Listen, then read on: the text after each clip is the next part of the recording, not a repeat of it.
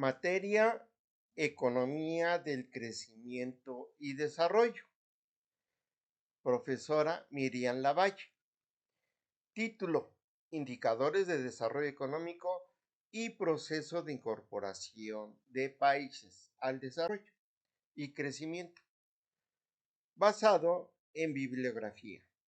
Estudiante: Rafael Cabrera Alba y mi alter ego. Fecha de entrega: 14 de septiembre de 1925. 2025. 2025. Tablas de indicadores de crecimiento y desarrollo económico. PIB, Producto Interno Bruto.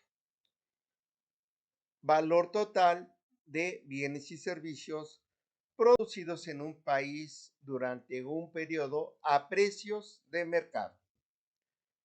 Ventajas: mide tamaño de la economía en forma, como podemos decir, contable bruta. Limitaciones: no considera distribución de ingreso ni el bienestar social. Aspectos que refleja: producción económica agregada. Indicador: PIB per cápita. Definición: PIB dividido entre la población total. Jóvenes, viejos, niños, niñas de un mes de nacido, de un día de nacido, hasta personas menores o mayores a 100 años. Ventajas: permite comparación entre países. Limitaciones: el promedio no refleja determinada desigualdad en la distribución equitativa del ingreso.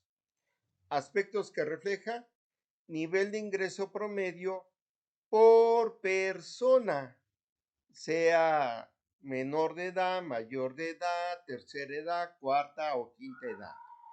Indicador: IDH, Índice de Desarrollo Humano. Definición: combinación de esperanza de vida, educación e ingreso per cápita. Ventajas: considera o une o hace una sinergia entre aspectos de índole social, ya sea de escalamiento vertical u horizontal, y aspectos económicos. Limitaciones: puede ocultar desigualdades definitivamente internas. Aspectos que reflejan: nivel general de desarrollo humano. Indicador: coeficiente de Gini. Muy bueno, que aquí en el país no les gusta hablar de él porque demuestra las debilidades de todos los sexenios, no importa el partido, izquierda, derecha, centro, conservador, liberal, fifi, fofo, todo lo que el anterior presidente, perdiendo la cordura, pues calificaba y ofendía a su oposición.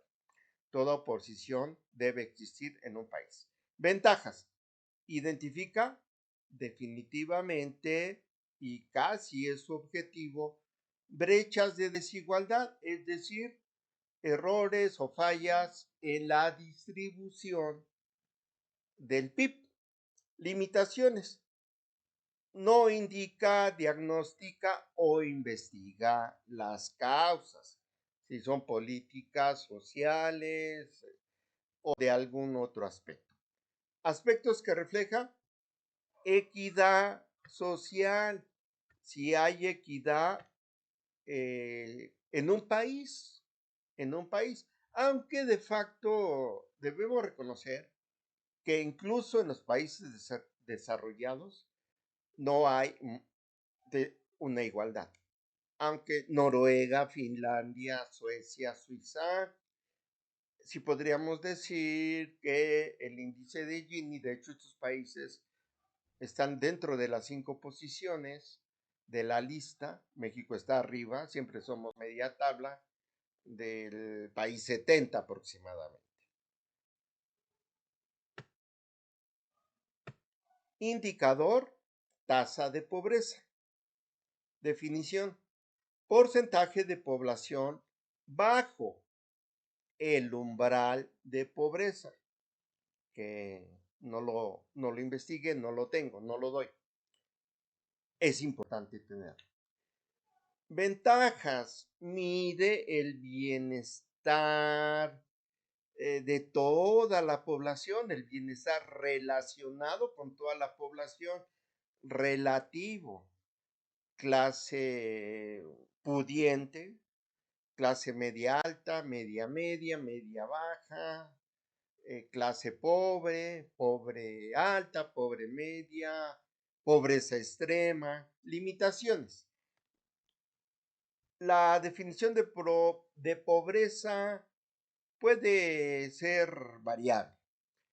Aspectos que refleja condición material, económica de la población. Si tiene televisión 4 dimensiones o 5K o 6K, si se compra un teléfono smart, inteligente, Xiaomi o un iPhone, que es solo cambiarle la, la, el cristal, si se te rompe te cuesta 9,000 pesos. Indicador, esperanza de vida al nacer. Promedio de años que una persona viviría o vivirá en función al sistema de salud. No se menciona aquí. Sin embargo, entendemos que se refiere a toda la infraestructura de salud integral de una nación. Ventajas. Indicador de salud y calidad de vida. Calidad de vida. Eso es muy importante. No es lo mismo la calidad de vida en Suiza que en un país pequeño, no digo el nombre, que he estado en esos países de Centroamérica, por ejemplo. Limitaciones. No refleja desigualdad interna. Aspectos que refleja salud y longevidad, es decir, pues naciones como Japón es muy famoso por tener una alta población de personas mayores a 100 años. Lo mismo en Suiza, te puedes encontrar en la calle personas de 90 años y mayores y no se les nota. Eh, entonces, estos aspectos que refleja son salud y longevidad de la población. Indicador, tasa de alfabetización y educación. Definición, porcentaje de población que sabe leer y escribir. Aquí no considera el analfabetismo funcional que padecemos en México. El 90% de las personas que saben leer y escribir lo usan para leer el nombre de la calle o una indicación, pero no para leer un libro, no para leer una revista o un periódico como Francia, que casi en la época del periódico impreso, Francia, una población de 60 millones, pues imprimía 30 millones diarios. Entonces no es lo mismo la calidad de politización de un país como Francia como el nuestro, que existe una alta tasa de analfabetismo o alfabetismo funcional. Por lo tanto, bueno, que sabe leer y escribir, o años de promedio de escolaridad como un PIB per cápita, como un PIB per cápita. Ventajas, mide capital humano, su calidad y competitividad a nivel mundial. Limitaciones, no indican ni hacen diagnóstico de la calidad educativa, ni de la coordinadora, ¿no? O sea, la coordinadora son los estados más atrasados en alfabetismo: Oaxaca, Chiapas, Campeche, Quintana Roo, y quieren ganar que les aumente el gobierno el 100%. pero son estados de los más rezagados. Indicador, índice de Gini, educativo. Definición, desigualdad en acceso y logro educativo. Este Gini es como el anterior, pero el anterior mide distribución del ingreso y este mide distribución de la educación. Por ejemplo, mi teoría es que un PIB intelectual alto eleva a un PIB económico. Y mi postura y crítica o sugerencia es que México se ha equivocado en solo tener una UNAM, una sola casa máxima de estudios. Es un ejemplo de la muy terrible e injusta distribución de la riqueza del conocimiento. Un país del tamaño del nuestro debe de tener al noroeste, noreste, sureste y sur 4 UNAMs de esa envergadura,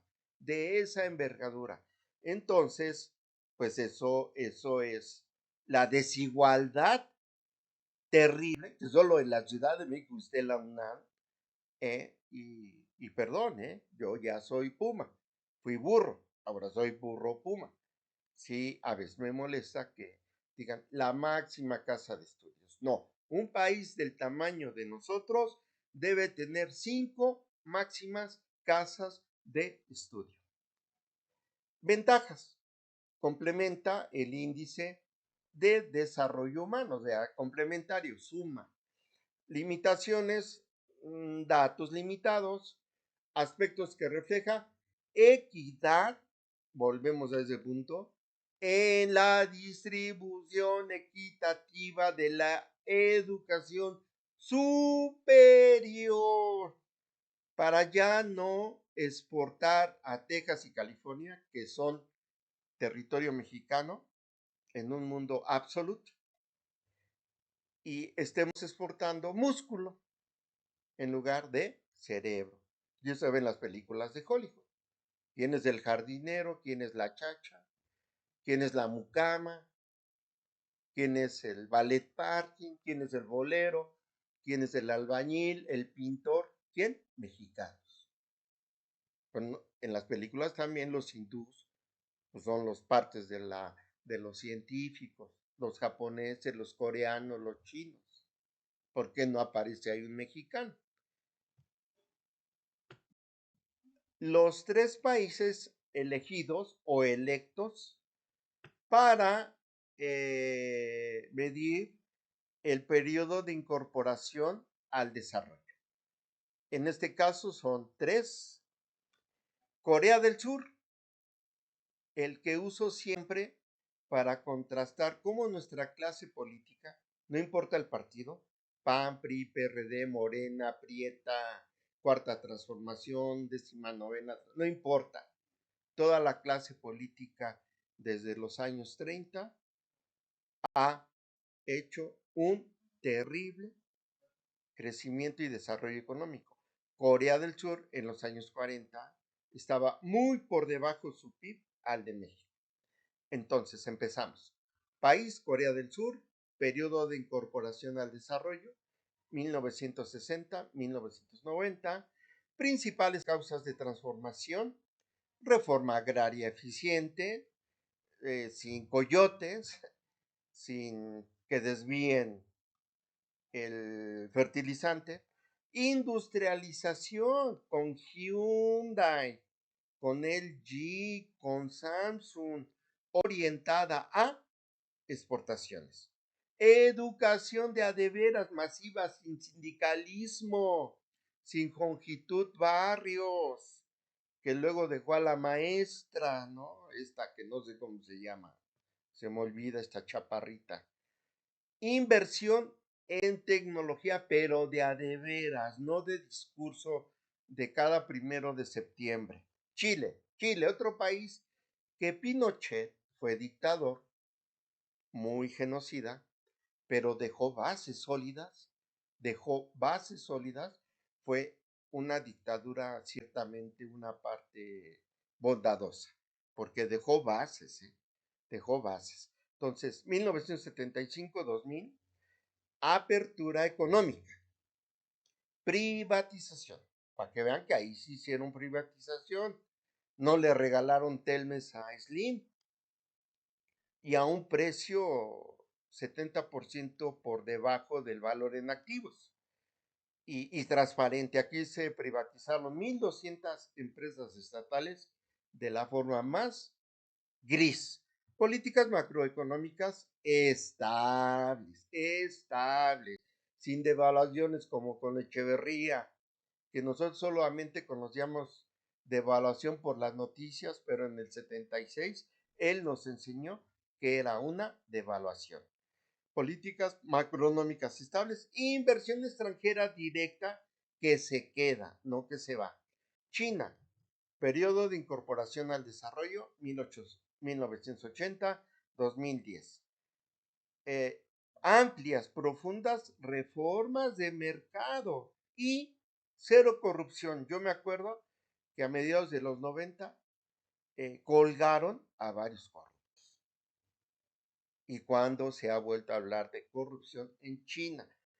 Un dictador de un país asiático dijo: si vas a querer eliminar la corrupción de tu país, tienes que estar dispuesto a meter a la cárcel a tus parientes y a tus amigos. A ver, ¿a cuántos se metieron en la cárcel en el 2018 al 2024?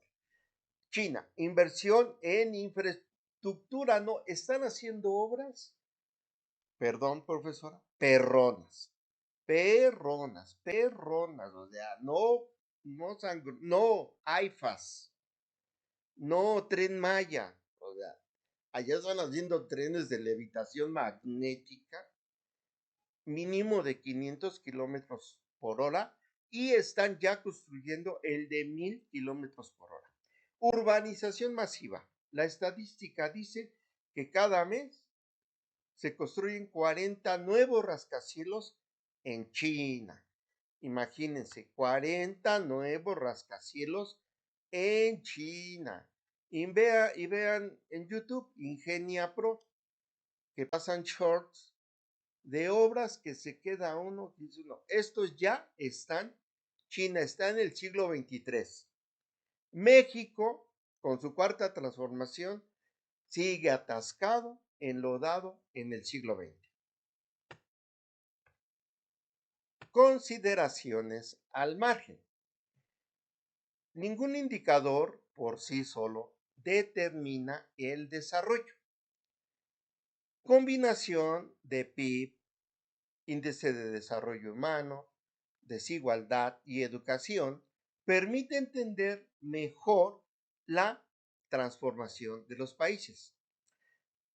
En los 3 países estudiados, los indicadores económicos reflejan crecimiento, pero los sociales y de equidad muestran realmente si hay mejora de la calidad de vida en la población china.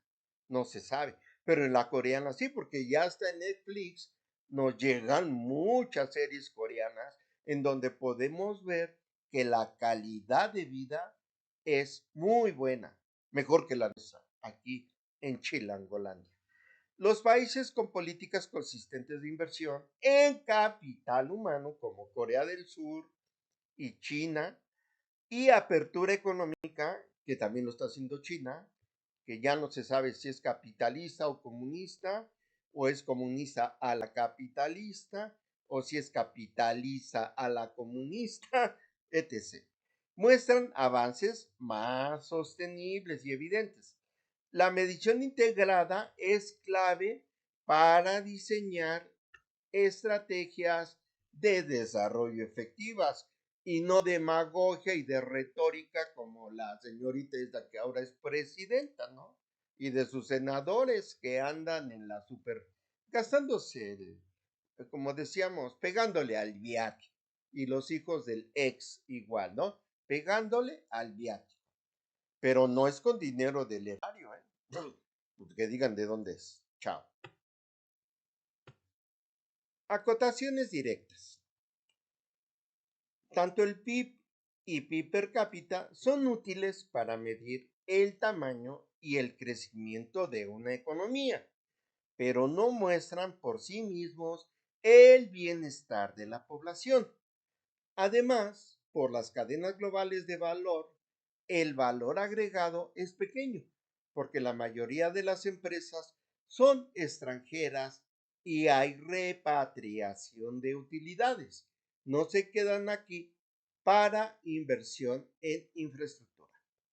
El caso de Corea del Sur y China muestra que el crecimiento total no es suficiente si no se acompaña de inversión en capital humano, es decir, tener 5 UNAMs en México, no una, para soberbia de algunos, la máxima casa de estudio, no, no, no. Debe de haber 5 máximas casas de estudio en México. A ver quién es el presidente bonito que construye la segunda, porque esto va para 30 años. 30 años tener otras 4 UNAM. Y políticas de desarrollo. Invertir en capital humano, bueno, quiere decir crear más universidades, al menos 4 como la UNAM en los 4 puntos geográficos del país. A eso le llamo la injusta distribución de la riqueza del conocimiento. Los indicadores cuantitativos ayudan a observar cambios estructurales y avances en la industrialización y apertura económica. Cualquier economista sabe que se tiene que reflejar lo macro y que evolucione al microeconómico, a la microeconomía, al bolsillo. No obstante, somos rehenes del Fondo Monetario Internacional y del Banco Mundial que a fuerzas quiere estabilizar macroeconomía sin llevarse entre las patas a la población. Por lo tanto, a ellos pues, no les interesa la calidad de vida y si comen y no, o no comen los miembros de un país. El índice de desarrollo humano considera la educación y la salud, ya que este índice permite evaluar cómo el crecimiento económico se traduce en mejoras reales, tangibles, concretas, medibles, evidenciables en la calidad de vida de cada miembro de un país, en este caso de nosotros, los 130 millones de mexicanos, menos la clase política, menos la clase pues, de liberal o de empresario, ¿no? Que la clase política es una clase noble en nuestro país. Como dijo Colosio en 1994, que se refleje en los bolsillos. Se quedó la duda si Colosio lo hubiera hecho para de veras hacer una cuarta transformación 24 años antes. El coeficiente de Gini y las tasas de pobreza revelan desigualdades y brechas que los promedios macroeconómicos a veces oscurecen, ocultan o no son muy evidentes, muy transparentes. A los políticos no les conviene presentar el coeficiente de Gini en sus informes del 1 de septiembre de gobierno, de ningún partido, PRI, PAN, PRD, Prieta, Morena, etcétera, solo son triunfalistas.